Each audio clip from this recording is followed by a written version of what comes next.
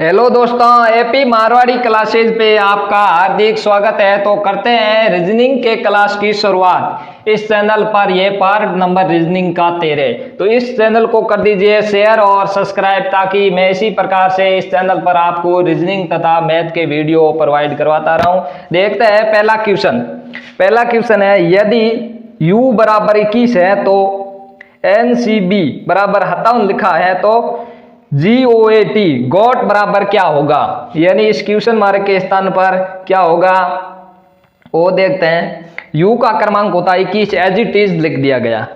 यानी u का क्रमांक होता है 21, एज इट इज लिखा गया है। u का क्रमांक 21 होता है, एज इट इज लिख दिया गया। इस प्रकार से आगे NCB, NC और B, N का क्रमांक होता है 14, C का 3 और B का 2। इसमें अब क्या किया है कि N का 14 और C का 3 और B का 2, इन सब को जोड़ दिया गया। जोड़े तो कितना होगा 19। अब क्या करेंगे, इसके अंदर लेटर कितने हैं 1, 2 और 3, इनको 3 से कर देंगे मल्टीप्लाई। 19 तिया 57। इनको भी इसके अंदर लेटर क्रमांक कितना है 21 और इसके अंदर लेटर कितना है 1, तो 1 कोश को भी मल्टीप्लाई करने पर कितना प्राप्त हुआ 21। इसी प्रकार से GOAT, G का होता है 7, O का होता है 15, A का 1 और T का 20। इन सबको GOAT,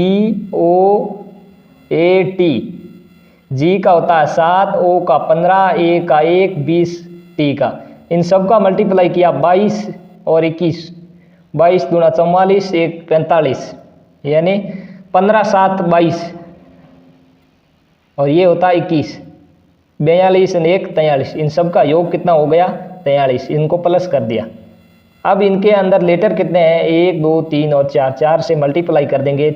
4 तिया 12, 4 चौक 16 और 1 17, 172। 172 कौन से ऑप्शन के अंदर है 172, ऑप्शन नंबर बी हमारा राइट आंसर होगा, ऑप्शन नंबर बी। इस प्रकार से इस क्वेश्चन को हल किया गया। यानी इसके क्रमांक को ऐड करके जितने लेटर है उससे मल्टीप्लाई कर दिया। 3 लेटर है तो 3 से मल्टीप्लाई और 4 लेटर है तो 4 से मल्टीप्लाई कर दिया गया। हमारा राइट आंसर होगा 172, ऑप्शन नंबर बी।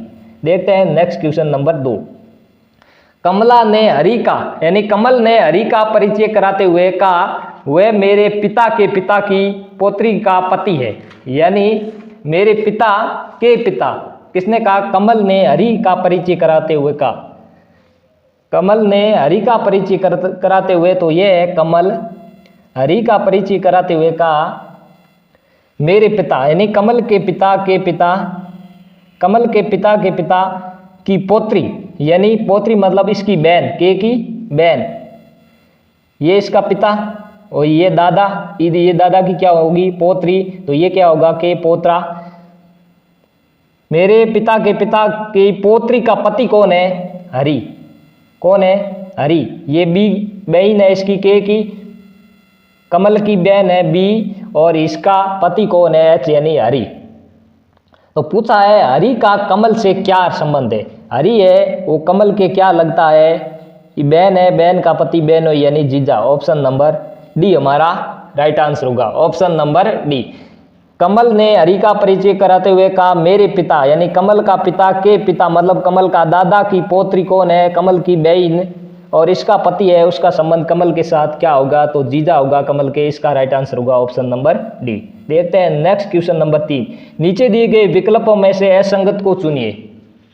असंगत को चुनिए। बेमेल छांटने से रिलेटेड D 22 R, D का क्रमांक 4 होता है और R का 18 होता है। इन दोनों को ऐड किया तो कितना होगा 22। इसी प्रकार से G का क्रमांक और M का क्रमांक, G का 7 और M का 13, इन दोनों को प्लस किया तो 20 हुआ और दे रखा कितना 29। तो यही हमारा राइट आंसर होगा, ऑप्शन नंबर बी। इनको चेक कर लेते हैं। T का होता है 20 और P का होता है 16। 20 प्लस करेंगे 16 36 प्राप्त हो रहा है, ये भी सही है और ये भी सही है।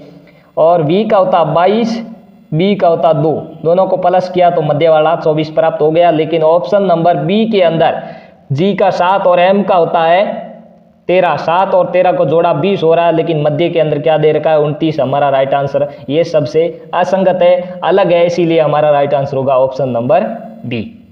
Option number B. देखते हैं नेक्स्ट क्वेश्चन नंबर 4 को। क्वेश्चन नंबर 4 है, आकृति दे रखी है और दर्पण प्रतिबिंब पूछा है। इस आकृति के अंदर नीचे दी गई आकृति में दर्पण प्रतिबिंब कैसा होगा, यानी दर्पण प्रतिबिंब कैसा होगा, या कैसा होगा, दर्पण प्रतिबिंब कैसा होगा। तो इसका ऊर्ध्वाधर दर्पण प्रतिबिंब देखेंगे तो इसके अंदर ये आकृति है, यहाँ आ जाएगी, और ये आकृति इनको पलटने पर दायां है वो बाईं साइड चला जाएगा और बायां है जो को दाएं साइड चला जाएगा। तो ये आकृति यहाँ आ जाएगी और ये आकृति है यहाँ आ जाएगी, इधर आ जाएगी ये आकृति, और ये आकृति इधर आ जाएगी। यानी इनको पलट दिया तो ये आकृति यहाँ इस कोने के अंदर चली जाएगी और ये आकृति है इस कोने की तरफ आ जाएगी।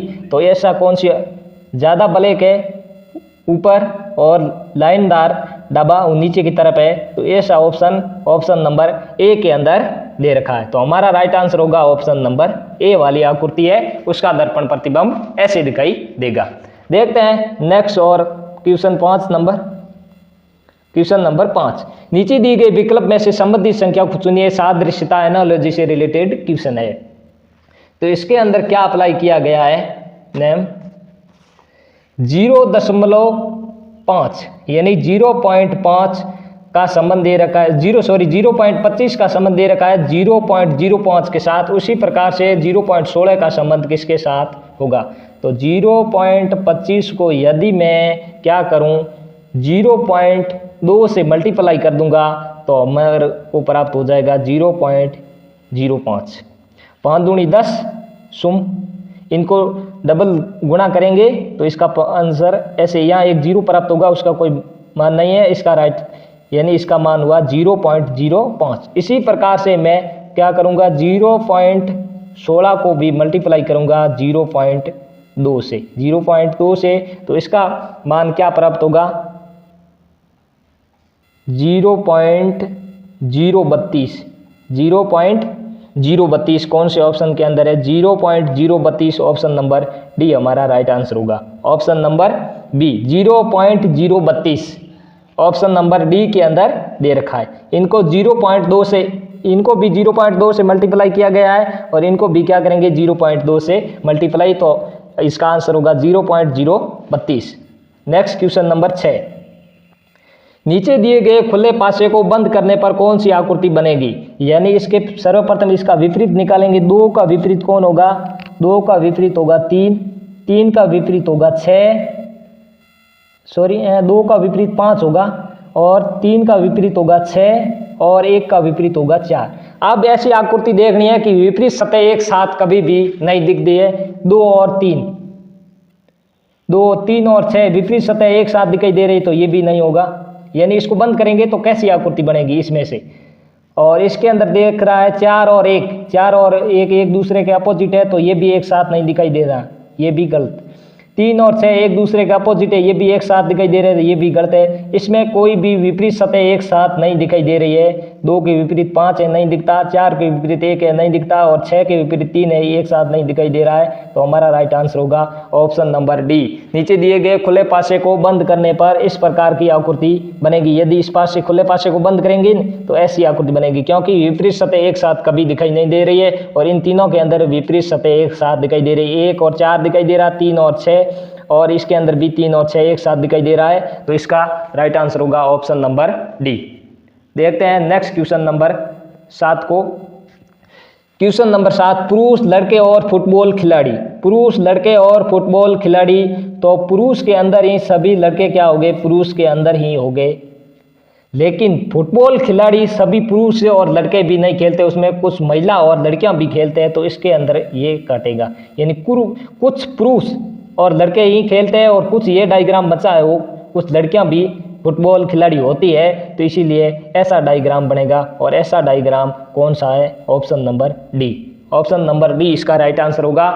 पुरुष के अंदर ही सभी लड़के किसके अंदर होते हैं, पुरुष के अंदर। और यहाँ ये लड़कों का डायग्राम, तो कुछ लड़के और पुरुष भी फुटबॉल के खिलाड़ी होती है, और ये बचे हैं वो महिलाओं के लिए। तो ऑप्शन नंबर डी इसका राइट आंसर होगा। Next question number 8। नीचे दी गई आकृति श्रेणी में अगली आकृति होगी, ये आकृति श्रेणी है, इसके अंदर अगला पद कौन सा होगा, इस ऑप्शन में से बताना है।